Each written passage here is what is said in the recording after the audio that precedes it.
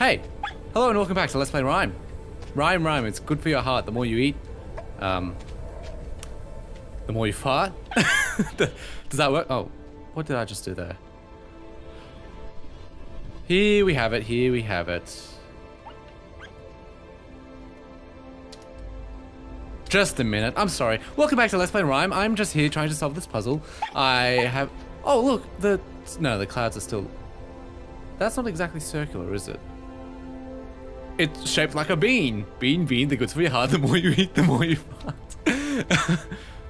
Who would have thought that that would have been surprisingly fitting? I was thinking like, I need to start incorporating more jokes, but like how? I'm not funny enough. I don't have any witticisms. I don't have any. That's something that crops up as a topic of, hey, do you recognize? This is the loading screen. Remember 2 episodes ago, the loading screen. So that was the first loading screen. It looked like a fox, right? And this one is a bird with lightning. And that was the loading screen we had earlier. So I see. That's a really clever little. Because it's a strange looking loading screen, that's for sure. And I believe we came from down there, didn't we? Is this the same tower? Yeah, it looks like we actually totally did. Did we? And the game, we're actually climbing up the same tower. I see. Okay, now I'm getting the structure of it all. That's cool.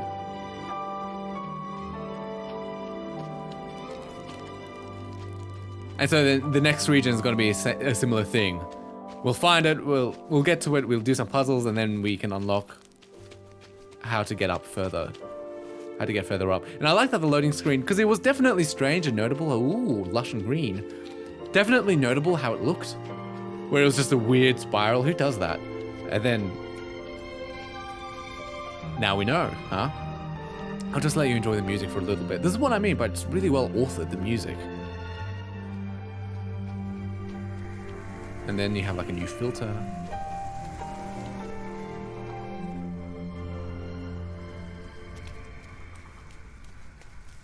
Let's keep, oh god, now my dog's barking. I don't need it barking. As of this moment while we're trying to enjoy, well, presumably you're trying to enjoy some nice music. I thought I turned off achievements. That was an achievement. Unbearable from victim to victor. Goddamn GOG, I turned you off.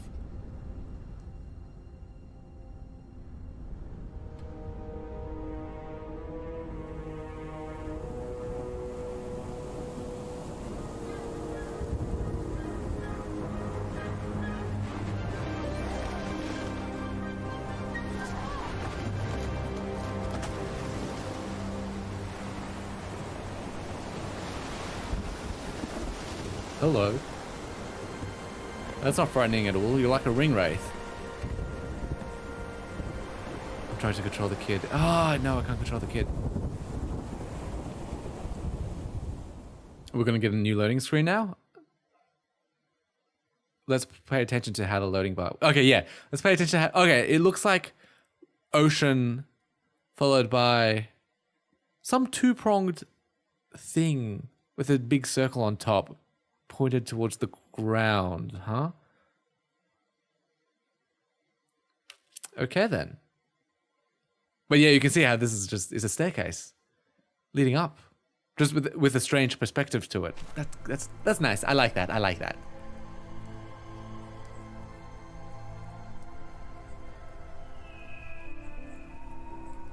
Are you wet? I don't take that out of context. Or is that just my anti-aliasing because my computer doesn't really run you very well for some reason? While I'm at it, Control-Shift-Tab to show hide FPS. That's something I should have probably had. I'm hitting 60 right now. That's glorious. You know, I might have been hitting 60 the entire time. And I'm just never paying proper attention to it. Don't play with my field of view. This is a nice looking place. Lots of jars to break. For some reason.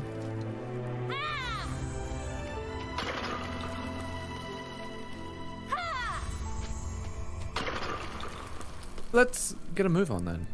There's a big door that way, but I think I want to explore some of the ancillary paths. Okay, this is a very interesting looking setup. I'm noticing several doors in several different directions. I wonder if they actually lead anywhere, or if, this might be a very open-ended looking segment. And if that's the case, I welcome it with open up arms. Is this not Euclidean? Does it loop around on itself over and over again until you go mad? That might be the case. It might just constantly loop on itself.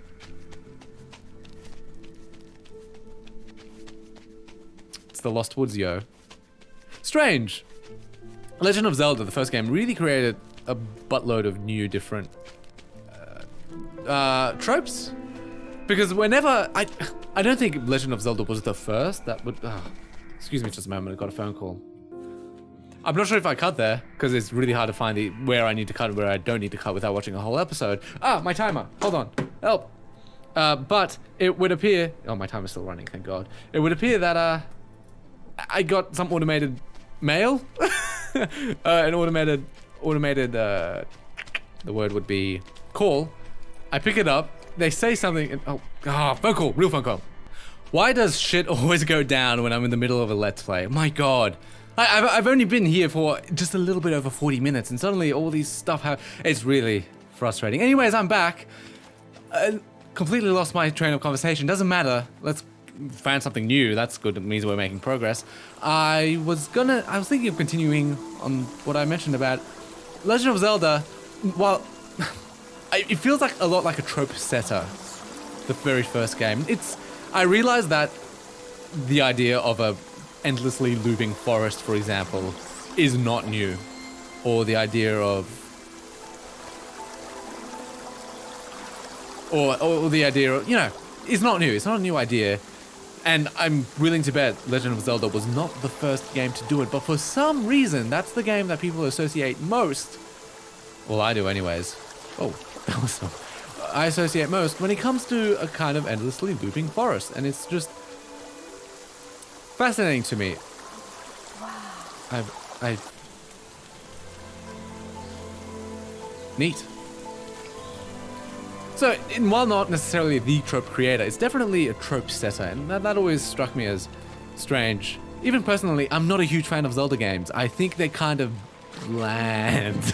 Don't hate me for it. I think whenever I play a Zelda game, I always see it for its potential, and its potential is usually huge, and it never delivers upon it, and that's always a very frustrating experience for me, as I'm playing it, realizing that it could have done so much more, and then it doesn't deliver, and I'm left feeling, frustrated. I still play them, because I do think it's a worthwhile exercise in learning game design, for example. Play a lot of these big 2D... Play a lot of these NES games that were once... that spawned entire franchises like, say, Metroid or Legend of Zelda or Mario. Play those NES games, enjoy them, see what works, what doesn't, what you like about them, what you don't, then play the SNES counterparts and see what changes, what works, what doesn't, and just be blown away at how much better SNES is. Or the SNES counterparts are compared to the NES counterparts. Because SNES is, I think most people would agree, the point in gaming history where games actually became objectively good even by modern day standards. And real classics started existing. That are good. Not classics in the sense that, the original Super Mario Brothers, no doubt, a classic. Spawned a massive franchise that is still relevant to this day. That said, if you play the game, it's unduly frustrating and it feels dated. Compared to SNES games, which do have their own dated cliches, but admittedly they feel like you could play them today. Heck, Shovel Knight's main gimmick is that it's like an SNES game. People loved it. People adore it, and I think that says something that could be indicative of the quality of SNES games and game design and how well they transfer to the modern day. Yeah. That's the end of that. So I'm not a huge fan of Zelda games, but for some reason, whenever I play a game, my very first instinct is to always name, or whenever there's a trope or a convention that appears in a game, and it's shared with Zelda, not necessarily copying Zelda, but it's shared with that game series, my initial reaction is to always link them. So, for example, playing Ico, there's a damsel in distress in that game. Guess what I called the damsel in distress for the majority of the game? I called her Zelda, just because I could. If there's a horse in my game, I'm calling it Epona. What game was it that I played where I always called the horse Epona? It didn't have a name, but I always called it Epona because that's the horse. That's what all horses are named in my head. I realize I'm probably not exhaustively exploring what was underneath there. They looked like there were a lot of different directions to go, and I happened to find the correct one, much to my surprise. So probably a bunch of secrets I've missed. At the same time, I'm not too concerned. Probably, yeah, the secrets in this game I don't think are very meaningful. It's not like the secrets in... I'm always talking about Dark Souls, but in my defense, it's... Hi. Hey. Privacy policy update. I've said that joke. In my defense, Dark Souls has recently had an HD remaster. Is it available on Switch yet? It will be available on Switch, but is it available right now? I don't know. And so that game's been on my mind again, somewhat recently. As well as... Oh, you have to... Okay, yeah, keep rotating. Yeah, finding the secrets in Dark Souls, they actually have some real meaning. Not just for the purposes of lore, for example, but actually, gameplay-wise, you can find materials... Well, yeah, materials for crafting, or armor pieces or weapons and such, which are really, really... Lol. Dead people. Are you like a Dementor?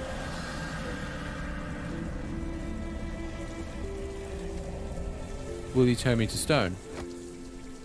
But you will kill me. Cool. Nice. Cool to know. A demented Dementor. Get up. I suppose all these guys have this problem? It might be... I might be required. Yeah, I can see here. To actually... Oh, man. Oh, that's what they are. You start off as a human. I guess you become petrified, and then slowly your essence is drained and replaced with this blackness. And you become... that. What was I talking about? Dark Souls? Yeah, finding something in Dark Souls, it can often lead to something really, really handy. An armor piece or a ring or something which is actually super useful to have, and having these secrets and exploring becomes super important. And that, I remember having this kind of mental conversation with myself years ago about collectathon games from late 90s, early 2000s, Banjo-Kazooie, Super Mario 64, those kind of games. Is that really, are those really exploration games? Because my initial answer, my naive answer is, I'm inclined to say, yeah, duh, obviously, that's what else do you do except run around collecting things? You have to find them in all these sorts of nooks and crannies. Of course it's an exploration game. What else could it be? But then thinking upon it, is it really exploration if the main primary purpose is often to find these objects in the nooks and crannies anyways, because they are required for progress? Shouldn't exploration be not compulsory? Shouldn't exploration be... What is the word? What's the opposite of compulsory? What is the opposite word of compulsory? I'm looking it up. I had the word on my tip of my tongue. Compulsory antonym. Compulsory antonym.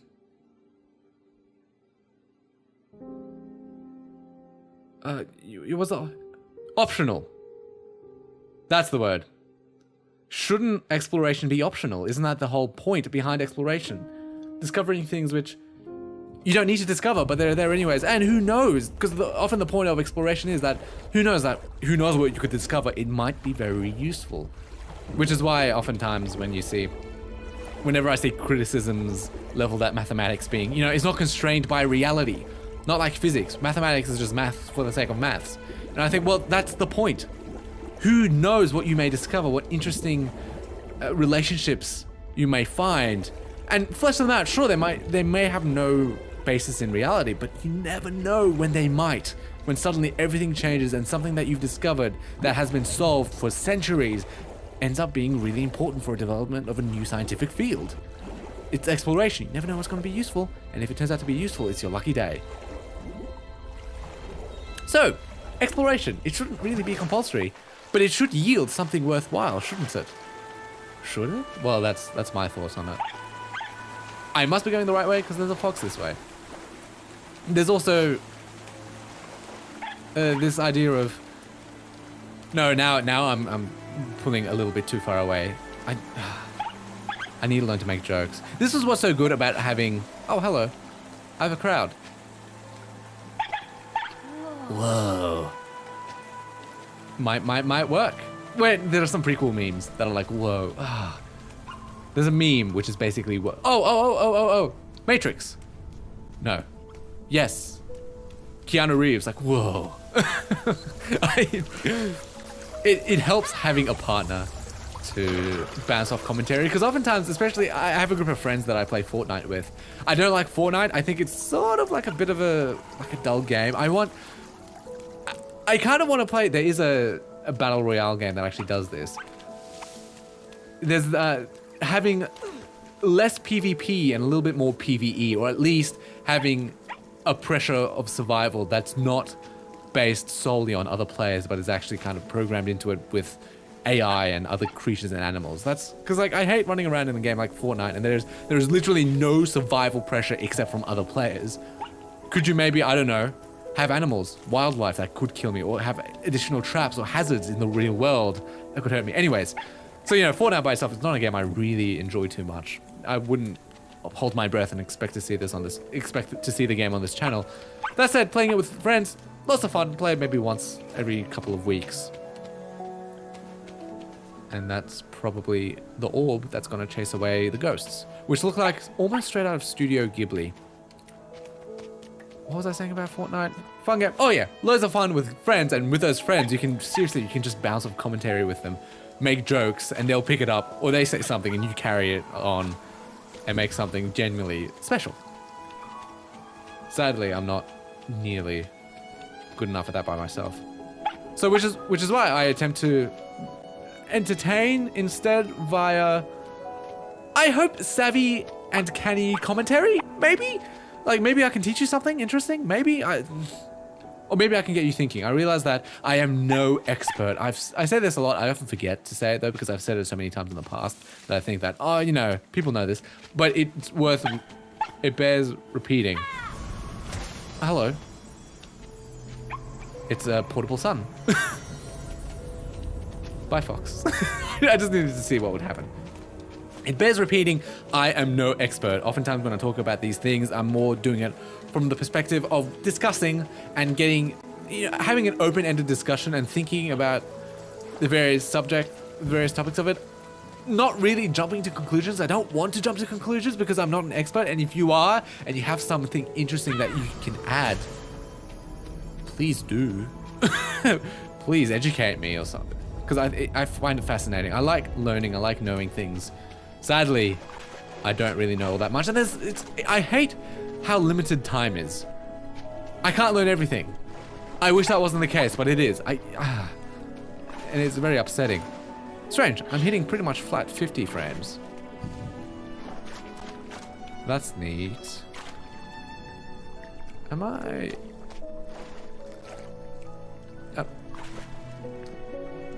Wait, press Y? No, it has to be on a... Okay, well, what do you want? Wait, hold on, what was this? Did I just see a button prompt? I don't know. So, I like learning, but limited time, and I hate it because I want to learn. I want to know everything about everything, but to get to that point in the first place there's a tremendous amount of work required. You can have a PhD, for example, in anything. Absolutely anything you want. So, with that logic, it means you could know a lot about loads of things. I don't know what I'm doing. Okay, let's wind it back, bring it back to this game. Is there something... I need to do... Because normally, before there was a blue plaque on the ground, which I could... Which would actually keep holding onto the sun and create the shadow. Don't tell me I'm actually literally being retarded. Oh, you know, I might actually have to throw something somewhere. That's an idea. You can throw it or drop it. And maybe have it... Just drop it, please. Don't throw it. No. Wonderful. Oh god, I'm dying. Help. Yeah, very good throw. Nerd. Am I just about to drop it here? Yes. Yes. Wow. The main pedestal, which I just thought I had to shatter it. I promise you, that's all I thought I had to do. By the way, this episode might be a little longer, might be a little shorter, because my timer, while I was taking phone calls, it kept running, and I probably cut them out, so God knows how long is left, though I suspect only 2 minutes. Let me get a move on. Appreciate the night sky, or rather the luminescence coming from. No doubt we're going to be looping back to where we came from through some non-Euclidean means. And it's going to be sick. What is this? Because I'm definitely liking the design of this area, given that it's really kind of special. Oh. Given that it's, you know, the non-Euclidean twisted nature of it all. Gives it a nice whimsical feeling. Let me try that again. Because I'm looking at this plaque, it's... Do I have to give it to you, maybe? I recognize that's the machine that's that's drawn on the plaque. It has its 2 long legs. If I do it like this... Something worth noting, I think. Because maybe it'll be used elsewhere. Like if, for example, I'm trapped, I can... Shattered it, yeah, it wakes up and... I really ought to not keep my controller on my desk, resting against my desk, because when it vibrates, I'm glad there's haptic feedback, but sometimes you'll hear that buzzing sound, and that's basically my controller buzzing against the wood of my desk, and not the wood of my morning wood. Stop it. Get some help. What's wrong with you? Let's see, it's probably you, and then do I... Oh! That was, I think, unintentional. It's War of the Worlds! Starring Tom Cruise! The tripods. I remember seeing some kind of... Was it how it should have ended? Where, oh no, we're getting attacked by tripods, and it's literally an iPad tripod. And then it starts playing music and everyone's like, oh hey, that's pretty sweet. And then it scrolls down to one extra song and then it's destroy all humans and start zapping everyone and killing everything. You know, this should make for a very comfortable ending point. Let's just... Oh, I see. You'll be the one responsible for providing a light source, which then helps me unlock the next level. I'm glad the camera shakes and look at the particles of steps. Those are some of the nice about particles I've seen that are really kind of cel-shaded and compared to say a totally real battle royale simulator, I think it was called. If you look at the particles in those games, they look really kind of toony and really like not sensical, but in this they look quite well developed. It's great. No, I am my own master. Detroit become human. Oh no, thank you. Oh. He just died. No. I barely even knew you. Bring the heart to the stone. Can you see into the future? Or is this how I repair you? No, that's like a new... No.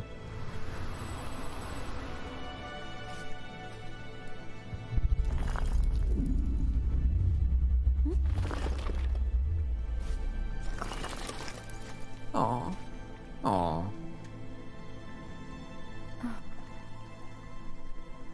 That was sudden. Well, hey. Thanks so much for watching. I do appreciate your viewership. Stay tuned. Going to be a lot more RiME coming in the future, but until then, hope to see you next time. See ya.